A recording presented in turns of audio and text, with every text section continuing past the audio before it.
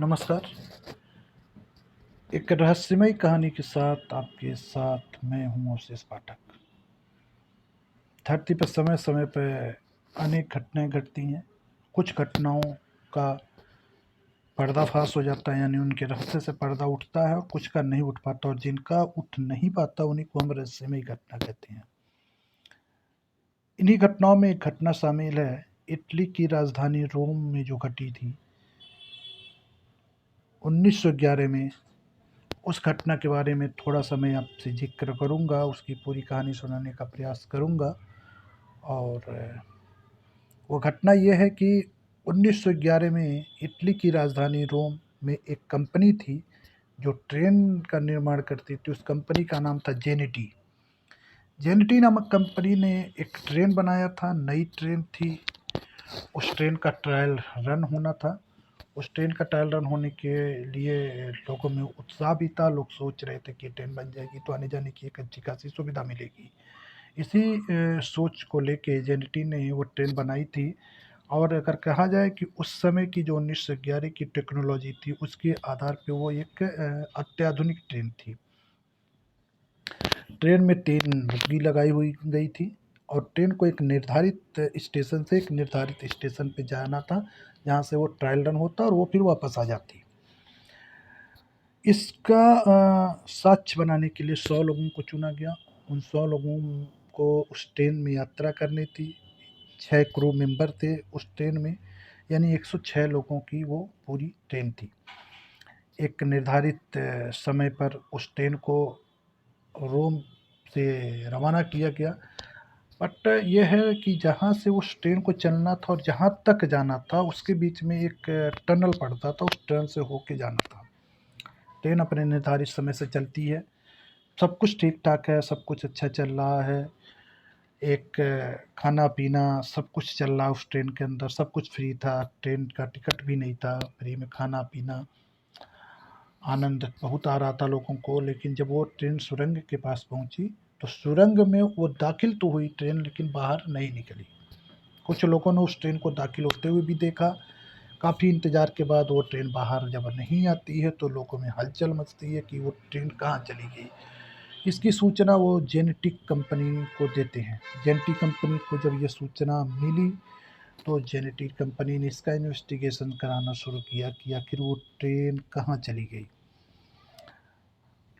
और आगे टनल के आगे जो जहाँ तक जाना था, लोगों में उत्साह चूँकि था, वो लोग सोच रहे थे कुछ ट्रेन को देखेंगे, कैसी है ट्रेन, लेकिन वो ट्रेन आई नहीं, तो उन लोगों में भी उत्साह कम हो गया। और फिर वो लोग भी इन्वेस्टिगेशन, जब ये बात सुनी तो इन्वेस्टिगेशन का वेट करने लगे कि आखिर वो ट्रेन गई कहाँ। इन्वेस्टिगेशन शुरू हुआ। कुछ लोगों का मानना था कि वो ट्रेन अंदर चली गई सुरंग के, कुछ लोगों का मानना था कि सुरंग में हो सकता है कि कोई और रास्ता हो, उस पे वो चली गई हो, डाइवर्ट हो गई हो। लेकिन ऐसा जब इन्वेस्टिगेशन हुआ तो ऐसा नहीं पाया गया। समय बीतता रहा, कुछ भी पता नहीं चला, रहस्य बना रहा। कुछ समय के बाद एक खबर आती है मेक्सिको से कि वहाँ की एक लेडी डॉक्टर थी, उन्होंने बताया कि उनके पास 2 लोग ऐसे आए थे जो मानसिक रूप से विक्षिप्त थे, और वो कह रहे थे कि उस ट्रेन में वो लोग बैठे हुए थे। और जैसे ही वो ट्रेन सुरंग में प्रवेश कर रही थी, एक धुएँ का बहुत बड़ा गुबार उठा, और वो अजीब-सी आवाज़ आ रही थी उस गुबार से। तो वो लोग देखे और डर गए, और डर के उस ट्रेन से कूद गए थे, जिसकी वजह से वो मानसिक रूप से विक्षिप्त हो गए हैं। चोट लग गई होगी तो मानसिक रूप से विक्षिप्त हो गए थे। लेकिन उनकी बातों पे किस आधार पे यकीन किया जाए, उनकी बात पे आधार मान के हम इन्वेस्टिगेशन नहीं कर सकते थे। इसलिए उस इन लोगों की बातों को ज़्यादा फेस वैल्यू पे नहीं लिया गया, और वो लोग भी वहाँ से चले गए। कुछ दिनों के बाद फिर मेक्सिको से ही खबर आती है कि 104 लोग एक हॉस्पिटल में आते हैं। वो कहते हैं कि हम ट्रेन से आए हुए हैं और रोम से आए हैं। लेकिन उस समय जो सबसे बड़ी बात इसमें ये थी कि रोम से मेक्सिको जाने के लिए कोई भी रेलवे लाइन नहीं थी। तो उन लोगों का दावा भी वो गलत था। बट वो 104 के चारों लोग विक्षिप्त थे मानसिक रूप से, कुछ भी बोलते थे, वो गलत बोलते थे या सही बोलते थे, लेकिन उनकी बात पे यकीन नहीं किया जा सकता, क्योंकि वो पागलों जैसे बिहेव कर रहे थे। तो अगर उस आधार पे देखा जाए तो 104 वो और 2 जो लेडी डॉक्टर बता रही थी, तो 106 लोगों का वो पूरा सीरीज़ हो जाता है। तो ये माना जा सकता था कि उस ट्रेन में जो 106 लोग यात्रा कर रहे थे, वो वही थे। अब जो सबसे बड़ी बात ये आती है कि जब रोम से मेक्सिको जाने के लिए कोई भी रेलवे लाइन नहीं थी उस समय, तो ये लोग वहाँ पहुँचे कैसे? और कैसे ये दावा कर रहे थे कि वो ट्रेन से वहाँ पे आए हैं?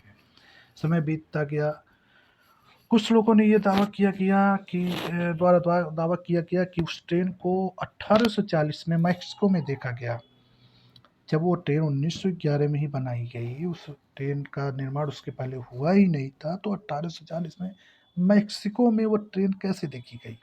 कुछ लोगों ने कहा कि वो रूस में देखी गई, कुछ लोगों ने कहा कि वो ट्रेन अलग-अलग जगह पे अलग-अलग टाइम में रोमानिया में देखी गई। तो अलग-अलग जगहों पे लोग दावा करते हैं कि उस ट्रेन को देखे हैं। लेकिन समस्या फिर बात वही आती है कि उस ट्रेन को 1911 में बनाया गया, तो उसके पहले कैसे देखा गया? वो ट्रेन रोम में चली थी, रोम में ही उसको रहना था, रोम से में ही यात्रा कराना था लोगों को, तो अलग-अलग रूस में, रोमानिया में, इटली में, जापान में कैसे देखी गई वो ट्रेन? समय-समय बीतता गया, धीरे-धीरे समय पे अलग-अलग बातें आती रहीं, लेकिन जो बात निकल के आई कि वो ट्रेन जब सुरंग में प्रवेश कर रही थी, तो किसी भी कारण से वो टाइम मशीन में चली गई, यानी टाइम मशीन में ही, यानी टाइम ट्रैवल कर रही है वो ट्रेन आज भी। टाइम ट्रैवल का मतलब होता है या तो वो सबसे पीछे यानी पास्ट टेंस में, या तो वो चले जाते हैं या फ्यूचर में चले जाते हैं। यानी टाइम से बहुत आगे या तो निकल जाएँगे, या तो टाइम से बहुत पीछे। तो वो टाइम ट्रैवल यानी पास्ट टेंस पास्ट में ही चली गई। यानी वो टाइम ट्रैवल में यात्रा कर रही है वो ट्रेन आज भी, जिसकी वजह से उसको अलग-अलग जगहों पे देखा जाता है आज भी।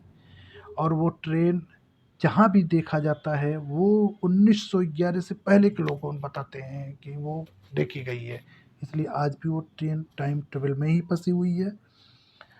अगर आप लोगों को इसके बारे में कोई भी जानकारी हो तो प्लीज़ कमेंट करके बताइएगा। ये रही आज की कहानी। नमस्कार।